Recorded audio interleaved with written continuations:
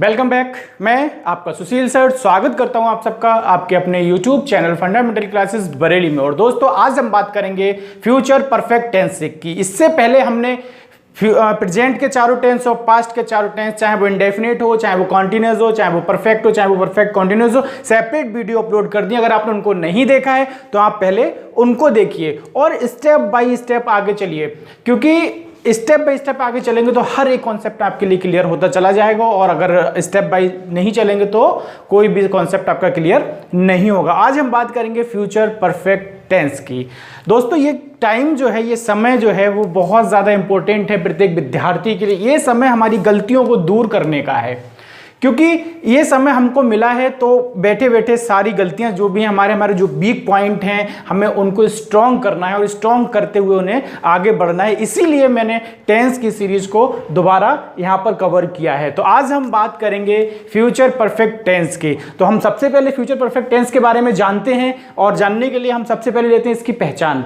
तो future perfect tense की जो पहचान होती है वो होती है इस काल के हिंदी वाक्यों के अंत में, यानी चुका होगा, चुकी होगी, चुके होंगे, या फिर लिया होगा, दिया होगा, खाया होगा, पिया होगा, इस तरीके के वर्ड आते हैं। और हमें ये जानना बहुत ज़रूरी है कि ये कैसे होते हैं।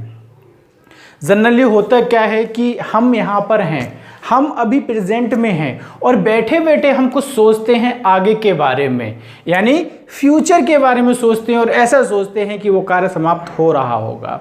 तो इस तरीके के वाक्य जो होते हैं वो फ्यूचर परफेक्ट के अंतर्गत आते हैं, यानी हम होते प्रेजेंट में हैं और जो भी हम सोचते हैं वो क्या सोचते हैं, अभी प्रेजेंट में होकर के सोचते हैं फ्यूचर के बारे में। तो हम उसी को फ्यूचर परफेक्ट टेंस कहते हैं।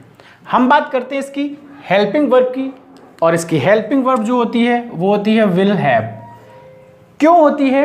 क्योंकि हैव का यूज़ हमने आपको बताया, हैज़ हैव हैड का यूज़ हमेशा परफेक्ट में ही होता है, और ये फ्यूचर इसलिए हमने विल का यूज़ किया है और परफेक्ट के लिए हम हैव का यूज़ करते हैं। अब हम बात करते हैं इसकी हेल्प वर्ब की। तो वर्ब हमारी क्या है, इसमें वर्ब की थर्ड फॉर्म का हम यूज़ करते हैं, यानी वर्ब की थर्ड फॉर्म। वर्ब की तीन अवस्थाएं होती हैं, आप जानते हैं, प्रथम, first, second and third form. तो यहाँ पर हम थर्ड फॉर्म पे यूज़ करेंगे। अब हम बात करते हैं इसके सेंटेंस की। तो सेंटेंस में अगर हम बात करें, सबसे पहले हम लेते हैं अफर्मेटिव सेंटेंस, यानी अफर्मेटिव सेंटेंस को हम कहते हैं सकारात्मक वाक्य। और मैंने हर एक वीडियो में सेपरेट आपको बताया है कि सकारात्मक वाक्य वे वाक्य होते हैं जिनमें कार्यों का, घटनाओं का या किसी तथ्यों का होना पाया जाता है। ठीक है, इसके स्ट्रक्चर की हम बात करें अगर, तो स्ट्रक्चर हमारा है, सबसे पहले सब्जेक्ट लेते हैं हम, फिर विल के साथ हमें हैव लेना है, हमें फिर उसके पश्चात लेना है वर्ब की थर्ड फॉर्म, फिर ऑब्जेक्ट लेते हैं, फिर जो भी कुछ होता है रिमेनिंग पार्ट्स हम वो लेते हैं, यानी अदर वर्ड हो जाता है। ठीक है, जो भी शेष होता है हम एग्जाम्पल्स के द्वारा इसको सीखेंगे। और एग्जाम्पल हमारा सबसे पहले, तुम कल क्रिकेट खेल चुके होगे, यानी तुम कल क्रिकेट खेल चुके होगे। बात हो रही है संभावना की, फ्यूचर में हमारी संभावना की बात हो रही है। तो हम इसको अगर ट्रांसलेट करेंगे तो कैसे करेंगे, यानी तुम के लिए हम यूज करेंगे यू का। हमें सबसे पहले लेना है सब्जेक्ट, सब्जेक्ट है तुम। अब हमें यहाँ पर कोई दूसरी हेल्पिंग वर्ब नहीं है, इसलिए हमें हमेशा ही यूज करना है विल हैव। तो यू विल हैव वर्ब लेना है। मैंने हर एक वीडियो में आपको बताया कि वर्ब हमारी वो होती है जो हमारी पहचान के साथ जुड़ी होती है। क्योंकि इसकी पहचान क्या है, चुके होंगे, इससे पहले क्या है, खेल, और खेल का मतलब है खेलना।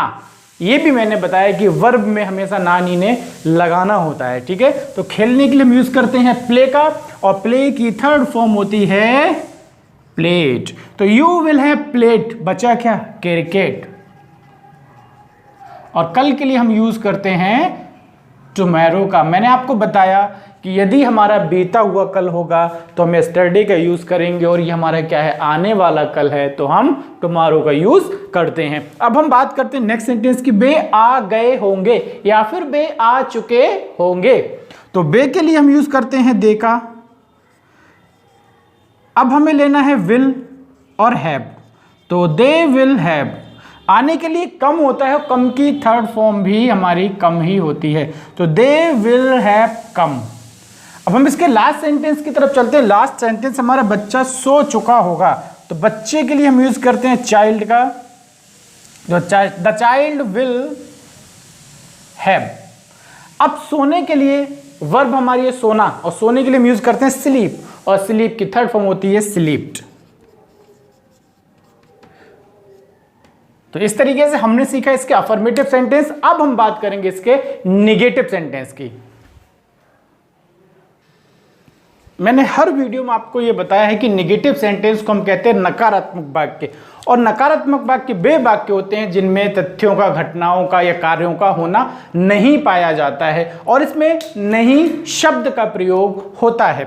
अब हम इसके स्ट्रक्चर की अगर बात करें तो स्ट्रक्चर हमारे पास है सब्जेक्ट, बिल, और नॉट जो है वो मैंने आपको बताया हमेशा ही थर्ड पोजीशन पर होता है, यानी फर्स्ट पोजीशन सब्जेक्ट की, सेकंड पोजीशन बिल की, और थर्ड पोजीशन हमारी नॉट की। फिर हमारा इसके पश्चात हैव आ जाएगा, बी थर्ड, ऑब्जेक्ट और अदर बढ़ जाएगा। हम एग्जाम्पल्स के द्वारा अगर इनको सीखें तो हम कह सकते हैं कि बे किताब नहीं पढ़ चुके होंगे, तो बे के लिए हम यूज करते हैं दे।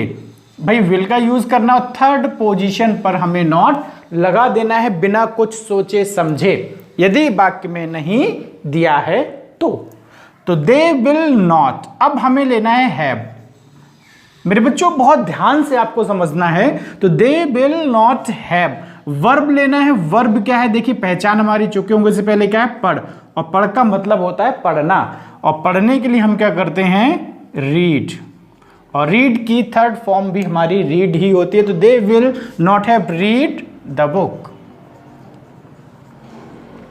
नेक्स्ट सेंटेंस की अगर हम बात करें, वह झूठ नहीं बोल चुका होगा, तो वह के लिए यूज हम करते हैं ही, और ही के साथ हम विल, थर्ड पोजीशन पर नॉट। अब हमें लेना है यहां पर हैव, तो ही विल नॉट हैव। झूठ बोलने के लिए टेल होता है, और टेल की थर्ड फॉर्म लगाते हैं टोल्ड, और झूठ का होता है लाई, और लाई एक ऐसा वर्ड है जिससे पहले ए लगाना जरूरी है। ठीक है, नेक्स्ट सेंटेंस की तरफ हम चलते हैं। तो सीता ने एक मधुर गीत गा लिया होगा, तो यहां पर सब्जेक्ट की अगर हम बात करें तो सीता विल, थर्ड पोजीशन पर नॉट, तो सीता विल नॉट हैव लेना है इसके पश्चात, तो सीता विल नॉट हैव। अब वर्ब को हमें देखना है, वर्ब हमें कहां से देखना है, लिया होगा, यानी पहचान से पहले गा, और गा का मतलब है गाना, गाने के लिए हम सिंग लगाते हैं, सिंग की थर्ड फॉर्म सिंग, सैंग और संग होती है। तो सीता विल नॉट हैव संग। अब बचा क्या है, एक मधुर गीत, यानी संग ए, मधुर के लिए हम स्वीट लगाते हैं, और सॉन्ग। हमने सीखा अफर्मेटिव और नेगेटिव, और अब हम बात करेंगे इसके इंटेरोगेटिव सेंटेंस की। इंटेरोगेटिव सेंटेंस भी मैंने आपको बताया कि दो टाइप के होते हैं। मैंने सेंटेंसेस के बारे में एक सेपरेट वीडियो दिया हुआ है, आप उसको भी देखें, और मैं उसका लिंक डिस्क्रिप्शन बॉक्स में दे दूंगा। तो इंटेरोगेटिव सेंटेंस भी दो प्रकार के होते हैं। पहले वो वाक्य होते हैं जिनका उत्तर हम आसानी से हाँ या ना में दे सकते हैं, जिनको हम यस नो टाइप क्वेश्चंस बोलते हैं, और दूसरे टाइप हमारे वो होते हैं जिनका उत्तर हम आसानी से हाँ या ना में नहीं दे सकते हैं, जिनका उत्तर हम डिटेल में ही देते हैं, तो वो हमारे सेकंड टाइप होता है, यानी वाइज फैमिली के सेंटेंस होते हैं। तो हम पहले बात करेंगे ऐसे वाक्यों की जिनका उत्तर हम हाँ या ना में दे सकते हैं। और अगर हम हिंदी की बात करें तो उसमें क्या होता है कि वाक्य क्या से प्रारंभ होता है। हिंदी वाक्य यदि क्या से प्रारंभ होता है तो क्या की अंग्रेजियों में व्हाट नहीं लगाते हैं। कब? जब वाक्य क्या से शुरू होता है। हम काय से शुरू करते हैं? हेल्पिंग वर्ब से, और चूंकि हेल्पिंग वर्ब्स की क्या है? विल। तो इसके स्ट्रक्चर पे अगर हम आए तो सबसे पहले हमें लेना है विल, फिर सेकंड नंबर पे सब्जेक्ट, और थर्ड नंबर पर मैंने आपको बताया यदि वाक्य में नॉट है तो हमें नॉट ले लेना है, और नॉट नहीं है तो हैव लेना है। हैव के पश्चात वर्ब की third form, object, and then remaining parts other word, जिसको हम बोलते हैं। लास्ट में क्वेश्चन मार्क भी हमारा बहुत जरूरी होता है। यदि हम क्वेश्चन मार्क नहीं लेते हैं तो क्वेश्चन हमारा रॉन्ग माना जाएगा। ठीक है, हम एग्जांपल्स के द्वारा इनको सीखते हैं कि पहला एग्जांपल, क्या तुम आ चुके होगे, तो ये वाक्य हमारा काय से शुरू है? क्या से शुरू है। दूसरा हमारा, क्या वह खाना नहीं खा चुकी होगी, तो ये भी वाक्य हमारा किससे शुरू है? क्या से शुरू है। तो आप श्योर हो जाइए कि यहां पर व्हाट का यूज होना ही नहीं है। यहां पर हम वाक्य को अगर शुरू करेंगे तो हेल्पिंग वर्ब से करेंगे, और हेल्पिंग वर्ब यहां पर क्या है? विल। हम सबसे पहले यहां ले लेते हैं विल, सब्जेक्ट तुम, और तुम के लिए यूज करते हैं यू का, तो will you. Not third position not नहीं है, हमें लेना है हैव। बच्चों ध्यान से आपको देखना है, जो भी चीज क्लियर ना हो उसको क्या कहते हैं, कमेंट बॉक्स में आप हमें जरूर बताएं। तो विल यू हैव, वर्ब की थर्ड फॉर्म आना, कम, और कम के लिए मैं अभी बता चुका कि कम की थर्ड फॉर्म भी हम यूज करते हैं कम, ठीक है। तो will you have come, then question mark. और हम इसके अगले सेंटेंस की बात करते हैं, तो क्या वह खाना नहीं खा चुकी होगी। तो यहां पर देखिए क्या है, तो हम आंखें बंद करके हमें यहां पर विल ले लेना है। अब यहां पर वह है और वह यहां पर है गर्ल, तो हम लेंगे शी, तो विल शी। अब हमें थर्ड पोजीशन पर लेना है नॉट, और यहां पर भी है तो हम यहां पर नॉट ले लेते हैं, ठीक है। यानी नॉट हमने क्यों लिया है, क्योंकि यहां पर है, और पोजीशन कौन सी है, थर्ड पोजीशन है। प्रत्येक सेंटेंस में नॉट की पोजीशन होती है थर्ड। अगर कुछ एक सेंटेंसेस को हटा दें हम तो विल शी नॉट। अब हमें लेना है यहां पर हैव, तो विल शी नॉट हैव, भाई हमें लेना है वर्ब, और वर्ब कहां होती है, पहचान से जस्ट मिली हुई, यानी खाने का मतलब है खाना, ठीक है। क्या हो जाएगा, ईट, और ईट की थर्ड फॉर्म ईटन होता है। तो will she not have eaten the food. तो और लास्ट में क्वेश्चन मार्क, ठीक है। तो इस तरीके से हमने इसके इंटरोगेटिव फर्स्ट सीखा, और हम बात करेंगे इसके इंटरोगेटिव सेकंड की। आपको ध्यान रखना है कि यहां पर हमें क्या करना है, ठीक है। मैं अभी आपको डिटेल में बताता हूं। देखिए अगर हिंदी की हम बात करें तो यहां पर क्या हो जाएगा कि प्रश्न सूचक शब्द जो होते हैं, प्रश्न सूचक शब्द मैं आपको बता चुका हूं, जैसे क्या होता है, क्यों होता है, कहां होता है, कौन होता है, इस तरीके के जो वाक्य होते हैं। तो प्रश्न सूचक शब्द हमारे जो होते हैं वो सेंटेंस के मध्य में आते हैं, आए तो हमें क्या करना है, इन्हीं क्वेश्चन वर्ड की अंग्रेजी से स्टार्ट करना है, और उसके बाद में हमें हेल्पिंग वर्ब लेनी है। कब लेनी है, विशेष ध्यान दें, जब वाक्यों के मध्य में प्रश्न सूचक शब्द आते हैं और हम उनका उत्तर आसानी से हाँ या ना में नहीं दे पाते हैं, ठीक है। यदि हम इसके एग्जाम्पल्स की यहाँ पर बात करें तो एग्जाम्पल हम ले सकते हैं कि वह कल कहाँ जा चुका होगा। आप यहां पर देखिए वह कल कहां जा चुका होगा, ये पूछा गया है, तो यहां पे हाँ या ना में उत्तर नहीं दे सकते हैं, उसको डिटेल में देना हमारी एक मजबूरी होती है, ठीक है। यदि हम दूसरे सेंटेंस की बात करें यहां पर, तो हम ले सकते हैं कि तुम खाना क्यों नहीं खा चुके होगे। देखिए हम दो सेंटेंस यहां पर लेते हैं, और दोनों में ही क्या है कि प्रश्न सूचक शब्द जो है वो वाक्यों के मध्य में है, और मध्य में होने पर हमें क्या करना है, इन वाक्यों की अंग्रेजी से ही वाक्यों को प्रारंभ करना है, और उसके पश्चात हमें विल लेना है, ठीक है। हमें यहां पर कहां के लिए हम यूज करते हैं, वेयर का, ठीक है। अब हमें लेना है विल, अब हमें लेना है सब्जेक्ट यानी वह ही, तो वेयर विल ही, नॉट वाक्य में नहीं है, हमें लेना है हैव, तो where will he have. Verb क्या है, जाना, जाने के लिए हम यूज करते हैं गो, और गो की जो थर्ड फॉर्म होती है गॉन होती है, तो where will he have gone. अब क्या है, कल यानी टुमारो, ठीक है। हम अब दूसरे सेंटेंस की तरफ चलते हैं, दूसरा है क्यों, तो क्यों की हमें यहां पर ले लेना है वाई।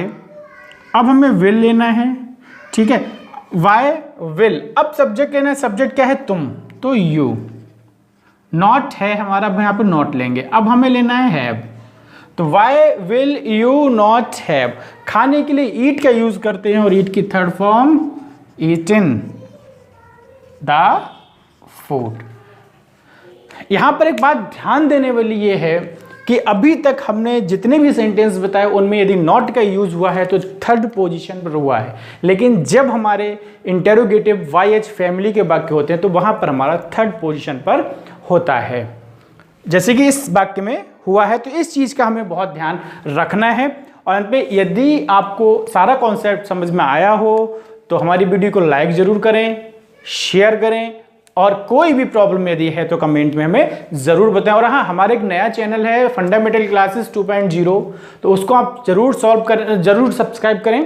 और सब्सक्राइब करने के बाद में वहाँ भी आप ज़रूर अपनी उपस्थिति दर्ज करें। वहाँ पर मैं मैथ्स और इंग्लिश और अदर सब्जेक्ट को 9th to 12th, ये 9th to 12th नहीं कह सकते हैं, 1 to 12th बिल्कुल जीरो से बताने वाला हूँ। ठीक है, तो आप वहाँ जा करके हमारे उस चैनल को भी सब्सक्राइब जरूर करें। मिलते हैं अगली वीडियो में, तब तक के लिए जय हिंद, जय भारत।